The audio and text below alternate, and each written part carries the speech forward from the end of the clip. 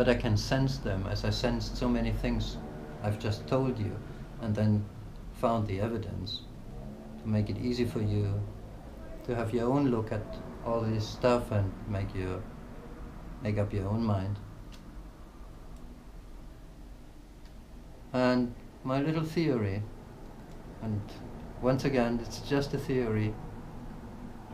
Take it as you want. Maybe it helps you, and if not, throw it away.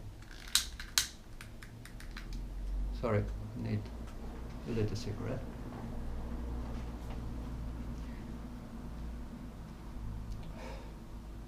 My own little theory is about what happens to us when we are born nowadays.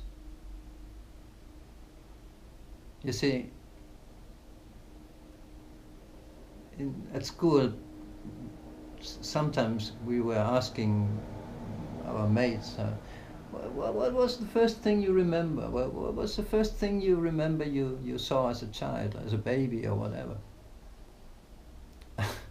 And some of us made up very nice stories. But in fact, nobody of us was able to see any memory or remember anything before the age of maybe 3, maybe 4, some at the age of 2. But there's a huge time where we don't remember anything.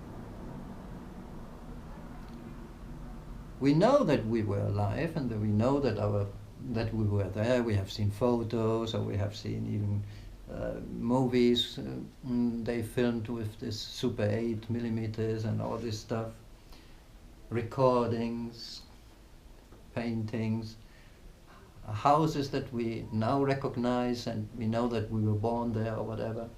That's all okay, but there's like a lapse of 1, 2, 3 years where our mind is in this world, but it doesn't keep anything. It's not interested in anything of what we see. That starts more or less when we start talking. So, you know my position about languages. I know that languages are a tool to control us and to make us stupid and to make us talk, which we shouldn't. We shouldn't talk at all. And it makes us think, and our thinkings have words, and all this is a way to stop our evolution, to stop our way of how we are. But when we are born, there is a time span of maybe with 1 to 3 years where we can interact with everybody and live and be alive, but we don't remember anything about this time. So that's the first part of my theory. You will say, that's not a theory, that's quite, understandable. Understandable, sorry.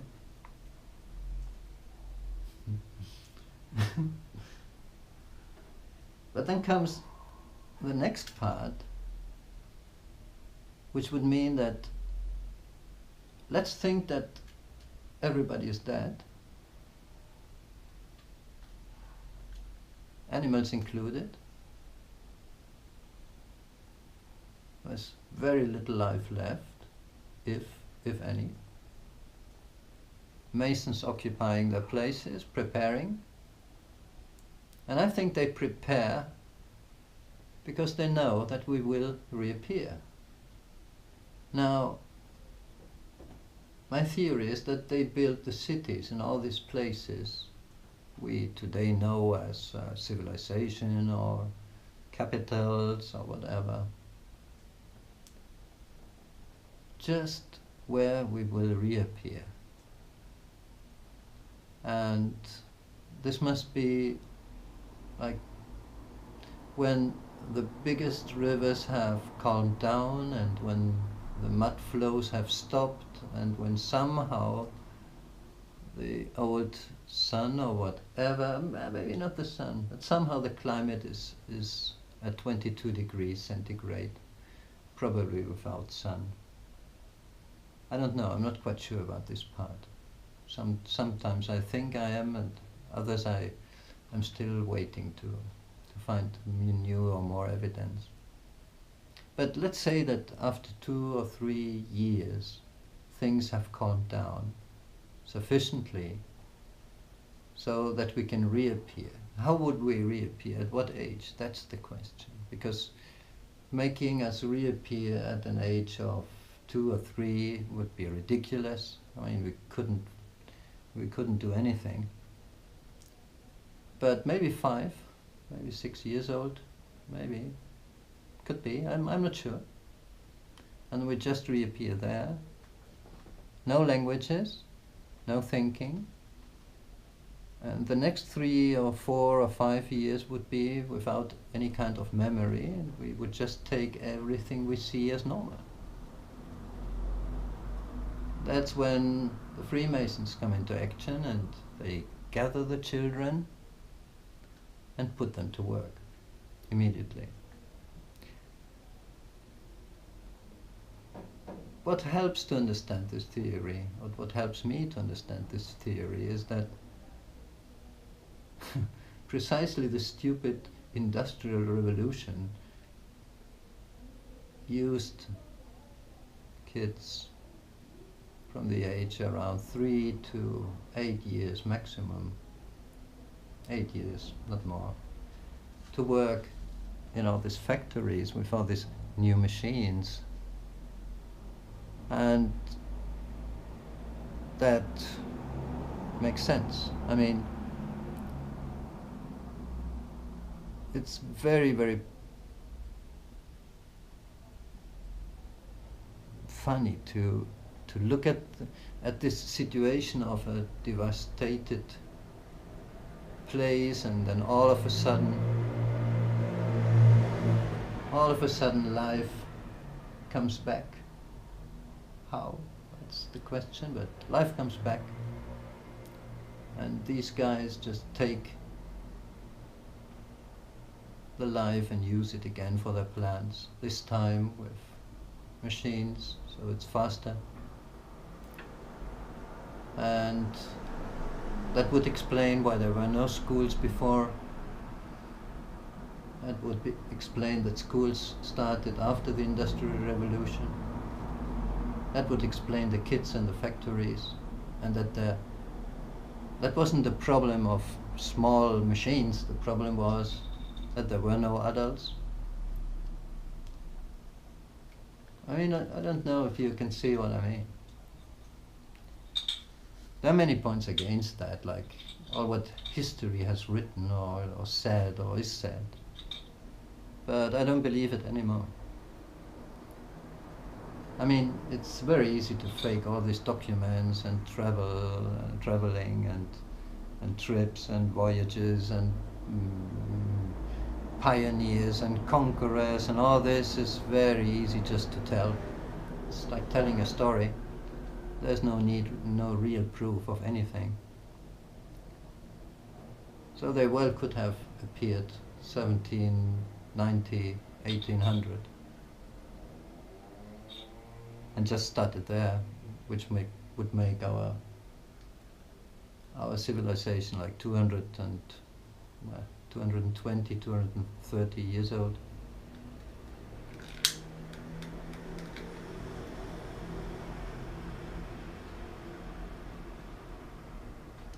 There are many possibilities there. One possibility could be that, and that's what a student of mine pointed out today, that the Freemasons have laboratories where they just fabricate kids, new humans, and use them as fast as possible. That's a cool theory. I don't like it, but it's valid. Could be.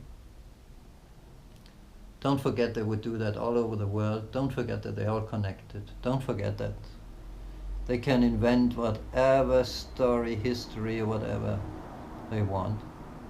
Would be very easy for them to do so.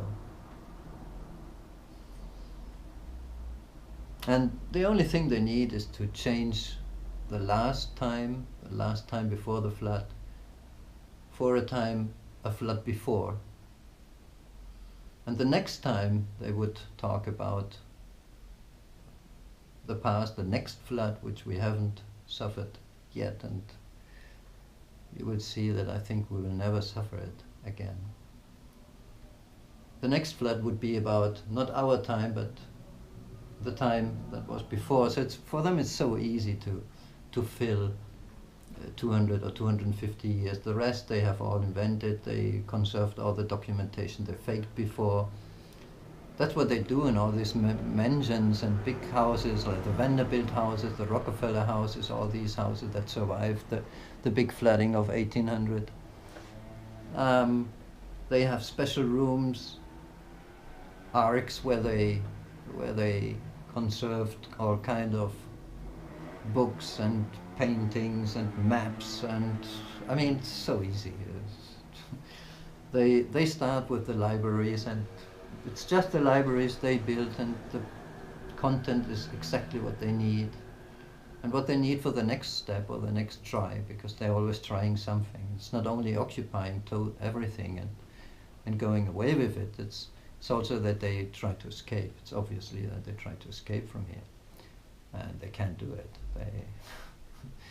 They had no real success since they are trapped here.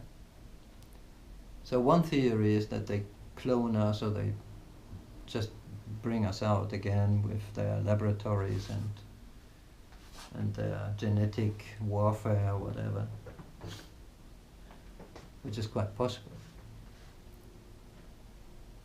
This would be the nearest thing. But there are many other possibilities. And all these possibilities are now going more into the fantastic way of things, and maybe I don't like this too much. But I think that they don't have all this control. I think they can control a lot of things, but they cannot control all this life coming to life. It wouldn't work. They are basically stupid because they work on the binary system. Because all these Masons and the things or people behind them are orientated on a 0-1 basis, which means it's just one number. It's the lowest way of looking at things in whatever environment you are. So they think in binary codes, and they are quite stupid. I mean, you cannot explain things with a binary code. You need I wouldn't say chains, but you need other type of integration into a system, if there's a system, or a higher system, or whatever you want. And with a binary system, you even don't scratch the surface. This is what we have seen now with science. I mean, science turns out to be a big lie. Well, not one lie after the other, it's just one big lie. Water is not H2O. Like, have you seen the channel of Peter and Pete, or Pete and Peter, P&P? Wonderful guys who, I mean, at home, just with some experiments, show you that water is not HH. It's water, and we don't know what it is. And the story goes on. I mean, all the explanation of science is and are one big lie. We don't know anything. The fact is that we don't know anything, and science is like a kind of intention of the binary system to explain things. A binary system will always work with yes and no, 0-1, and will always work with a kind of progression where one number comes after the other, 1, 2, 3, and whatever. A binary code is not able to explain our world. It's, I mean, it's ridiculous. And that's what really is happening. You know, they don't scratch the surface, and they are just making a belief system out of it, because it's nothing else than that. Religion didn't work. Now science hasn't worked. We could go back and say, in this and this time, that and that hadn't worked. So they have never success. They're trying the same thing over and over again. Give me a moment to drink.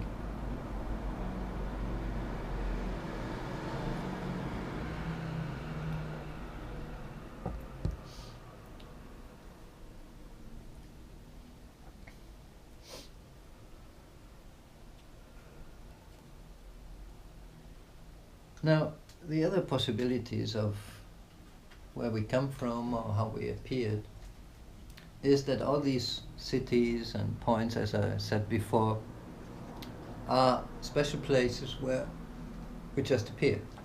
You can call it teletransportation, whatever you want, but we just appear there.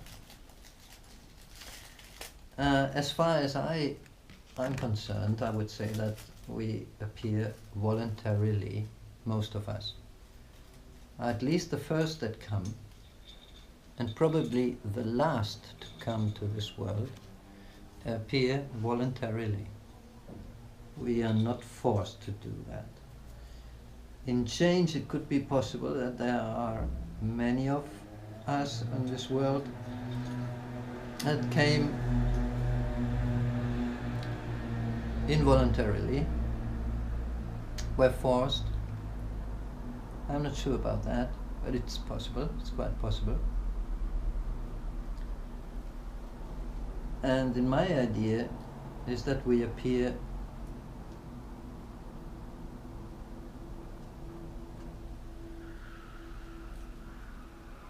as a kind of possibility for the virus, the sun virus that habits in all the Freemasons and in nearly everybody. I mean, the sun virus affects us and affects the Freemasons, affects everybody. Now, if you know how it works, it doesn't affect you any longer, and you can have your own ideas and can work with your imagination without any need of the binary system.